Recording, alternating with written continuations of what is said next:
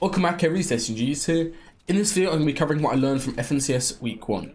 This is our first time playing together in a really long time. We haven't played a single scrim or a single arena game together, so it's kind of just a bit unknown going into it. So it's basically going to be what we learned and what we can fix going into the later weeks. We're on 90 points in 4 games, which is really good, and on pace to qualify, and then we finished on 122, which lost on tiebreaker for qual. We'll basically be going back over my mistakes, what we could do better as a team, a couple mistakes from my teammates, and just looking at different roles, which I'm sure will help you guys improve throughout these FNCS weeks. Okay, so right here, let's get into some mid-game kind of rotation stuff coming into endgame. We were playing edge third for the majority of this tournament. This is something that I kind of learned from a bunch of top teams just from VODing, is that edge third can be really viable in trios, but unfortunately the team rotate on top of our head here. The one thing whenever you have a team on top of your head is you should try to go early and just see whether they want to get a free rotate, and often just build off behind and then they'll kind of forget about it and then focus on their rotate. So we get a really free rotate up here. And another thing that we actually tried to do was always try to make sure one of our players was carrying bows. Bows are really useful just for scaring people off. You can kind of use them in zoning, so if you have a stink bow or a flame bow, you can shoot them at people's bases to stop them peeking you. It's really useful as well.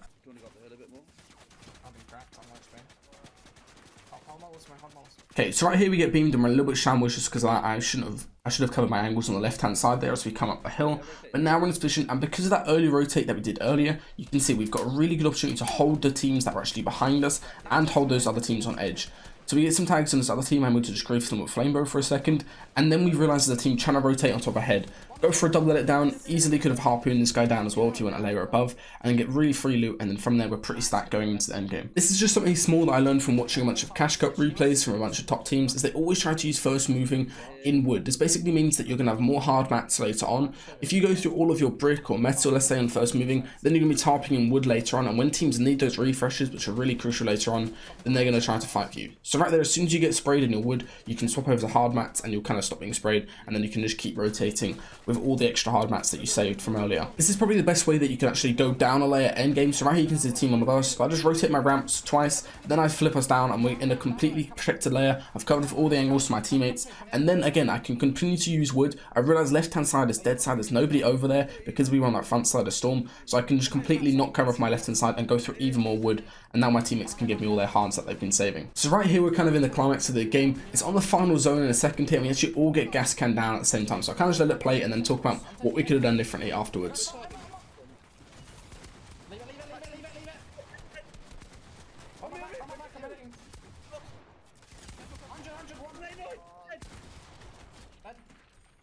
I've got so many kills. Oh, watch the kid. Whatever. Wait, I've got loads of hearts, Do yourself.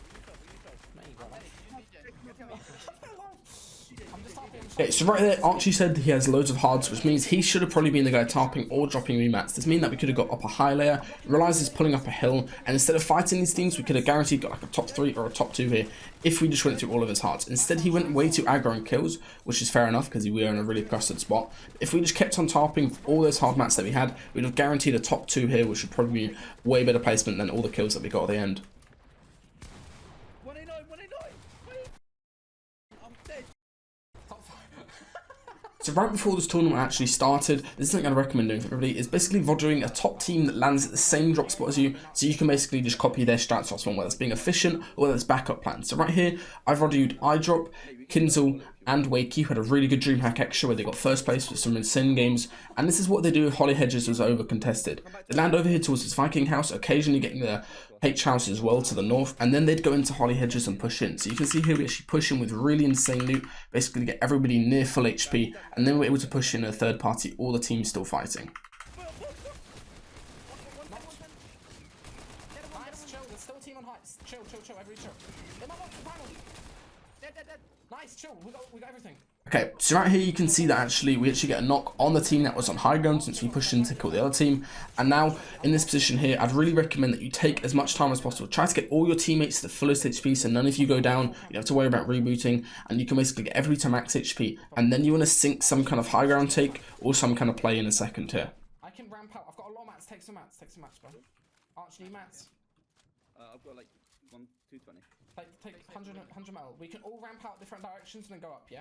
You can see right here, I make a plan of what we're going to do, give my teammates mats, make sure everybody's full HP, and then we all go ahead and execute the plan. And this is really simple. We basically kill this team really quickly, they end up running away, but from there, this game was pretty good for us. So right here, this is our second game, and as you can see, we're kind of on the dead side of 50-50. There's nobody really on this side of it. It should get really good moving zone pull for us.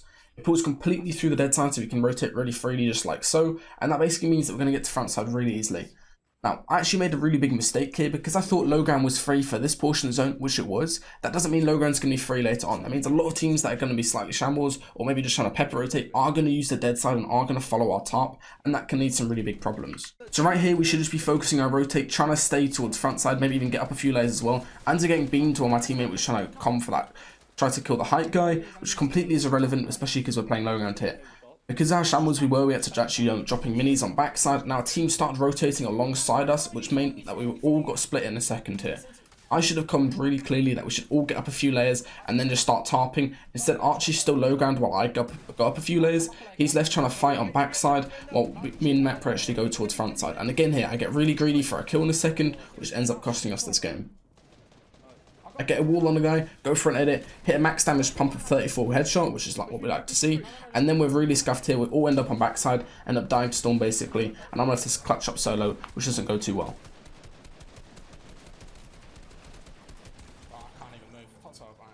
So this is one tip that I've got. If you ever can actually have somebody carry peppers, obviously they're really useful for earlier rotates like 50-50, and also if you can use them all on first moving, but just having one pepper and then making sure your IGL use it with his tarping basically means that you can get the way towards front side. So even if there we were a little bit backside, I can tarp the whole way to front side, get us in a really good spot. I also got up a few layers here, just so we don't have to worry about these hills since it is kind of a mountainous zone.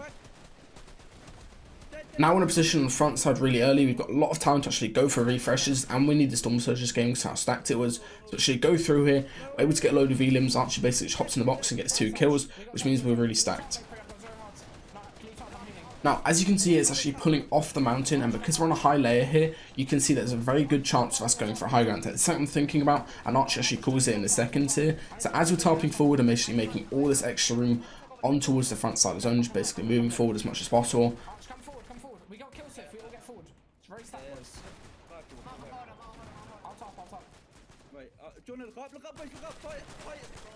Now we start checking out, realize it's completely free, basically just ramp out on different sides from that front side of the zone. It's very hard to hold height if there's a team on the front side who's shooting you, especially if high ground's not being played properly like it was there. But you all get up, and then from here it's pretty simple. All you need to do is just spray down, make sure you don't overcommit for drop downs, and basically just get all the elims from there. Okay, here's 100. No, I can't pick you.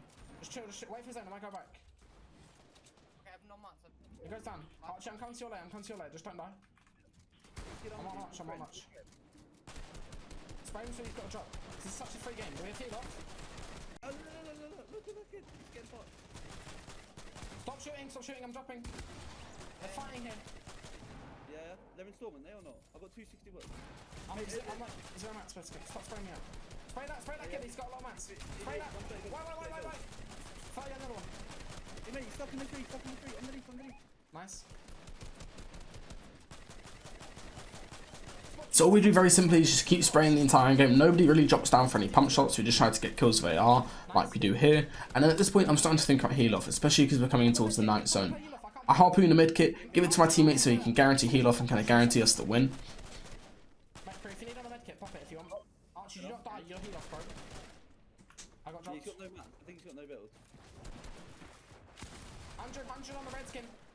100 on red skin assault. He's got nice, boys. Let's go. And then from there, it's a pretty simple win. It was a 2v3, so all we did was just drop down, especially because you know Matt's by heal off. But that was still a pretty well played game. So right here, you can see in our 4th game, we got pretty much blessed with zone. All we need to do is just tarp very efficiently. Then we can maybe play for a height take, or we can play for just keeping on tarping mid ground. So right here, I'm just using my wood since we're not really going to get looked at by height. And because the fact that we don't get sprayed out by height here is something that I'm kind of thinking about, right? If you're not getting pressure by height when you're in the second height position, that probably means they're not holding it properly, and that means that you can definitely look for height and see if you can take it or not. Sorry, bro. Stop into hearts. What's height looking like? What's height? Yeah. It's not doable, just leave it. Right there I see that they're kind of tarping it, but they were a little bit scuffed, so I just said don't do it right now. But as soon as we go a little bit more far forward, we're in the end of the zone, then I realise it's quite safe to look for it. This guy actually dropped down to a disconnect, he's on a way too high layer, we get a knock, and now we all just triple crank and go for it at the same time. Nice, I'm on it. He's shopping. Nice, can you get the loot? I'm like 200 mats. I'm 200 mats. So on it though. We're on it. Who's got a lot of mats? He's playing fast. Somebody needs the top. I don't have mats. Somebody needs the top. I only have wood. I've cut wood. Okay, I'm I'm starting starting to top. Can you give me? I'll crush this. Yeah, get onto it. And then from there, this is a really simple game. All we need to do is just keep spraying. We reconnect to this old base that was up on the hill, and then it's just really simple from here. I'll show the actual clutch situation at the end, since we should have won this game, but we ended up getting second place. Okay, so right here you can see it's getting towards the end game. The zone's about to finally close. I'm actually set up Makepree with heal off, so we had a load of floppers. I think cabbage as well to actually pay for heal off. And all we need to do at this point is just play very patiently. I go for a drop down, realize it's a 3v3 or a 2v3 situation here, and these guys are a lot of mats from clearing out low ground. We're just on top of their top, bro.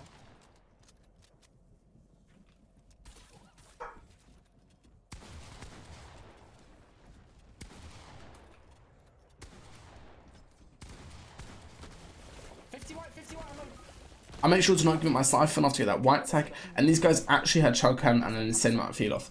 Most games we would have won this, but because of how OP Chugcan is and the fact that this guy can just keep healing, means that we end up losing this game. You win this, bro. Come on. Oh yes, Chug Cannon. Second place, let's go. 91, let's go. So right here you can see we're rotating a max distance 50-50 zone. All I want to do is just box up on a nice high layer and then just play for first moving, not really attack kite yet because it's not really our play style. But Archie, for some god-given reason, decides to do this, which I'll let you guys enjoy. We don't need height, we do not need. Mate, look. I can't. Mate, I've cracked him. Mate, I've absolutely whiffed that. So because of that play, we're basically on second height, and this high ground team is really aware of the fact that we tried to go for height earlier, so we can't even tarp. You basically just have to drop down directly below them because of how high the layer is here. One of our teammates goes down on back end. I end up dropping and getting hit to 1 HP, and now we're completely shambles. This game would have been absolutely perfect. Obviously, wouldn't be the best situation on mats, but we'd have still had a really good game in terms of just tarping and getting kills all together if we didn't go for that height take. And one thing to learn from that, obviously it could have worked out as a play, but you need to make sure that you comm before you do a play, rather than just going silent and then just hoping your teammates are running you. Comm that you want to do a play, and at least make sure that the IGL agrees to it before you go ahead and do it.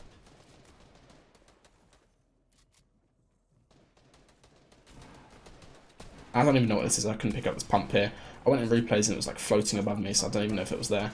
And then I died with all the lag. So in this game we got max distance first zone, second zone, and I think third zone as well. So we were pretty much shambles on everything, and we also hit Osborne fort, which meant we were really scuffed on heals. And as you can see here, with the max distance 50-50 and the max distance first moving, which is an absolute classic, we're in a really scuffed bottom's back end. Obviously, since we haven't really played too much scrims together, we're kind of just relying on what I'm calling as we're going forward. We don't really know what to do in this position. So we're basically trying to chop through a tarp and then find a good layer to establish ourselves on. Keep going, this is good. If I got my teammates to fill at me with hard mats, we could have actually just kept on tarping until we were low mats rather than having to play like this. That's probably the lesson to be learned here, is just make sure you actually do tarp if you can. Instead we get to run around this kind of scuffed back end where we're all just going forward and making sure that we're trying to stay alive for as long as possible. And since we're near the end of the zone here, I go for a drop down play, hit a 189 pump on this guy, and then because of how laggy he is, I don't even know what happens here. This guy shoots me from the sideways, and then I die from a team holding us. And again, another max distance moving zone, so my teammates basically just die here, and there's really not much we could have done in this position. But probably the biggest thing is make sure your teammates cap you out on mats so you can at least tarp into the end of first moving and then go for a drop down play, rather than trying to go for something mid moving, which obviously can scuff you and get you killed. So right here you can see this is our final game. We're on 115 points. We're actually doing pretty good at this point. We're in a really stacked position. We had a max distance first moving and a max distance 50-50 that we were rotating to, so my mats are pretty torched, but my teammates still had pretty decent mats at this point. The one thing I'd recommend is always make sure that your tarper has enough mats to actually get into the end of first moving, so you avoid waiting just like we had to do there, because that little pause means that you can't go for a refresh at the end of first moving, which is the most important time to get one. Hold. Somebody got whites, you got cabbages, just chill up. I need mats, I need whites. I need mats here. I've got cabbages, snap free. I've got cabbages, snap free. Look, get out of the way. In it. Oh my god, what is this? Yeah, so right there, Archie gets 200-0 through a 3-metal wall. I don't even know how that happened, but we basically just left to play this game out as a duo. And we got really close to qualifying. Mackbury had a lot of mats that he should have just kept on playing safe with, and we should have just kept on tarping with. But instead, we ended up quite split here. Mackbury goes down a layer. I'm trying to find a refresh because I've got absolutely nothing, and I realise that we're really close to qualifying.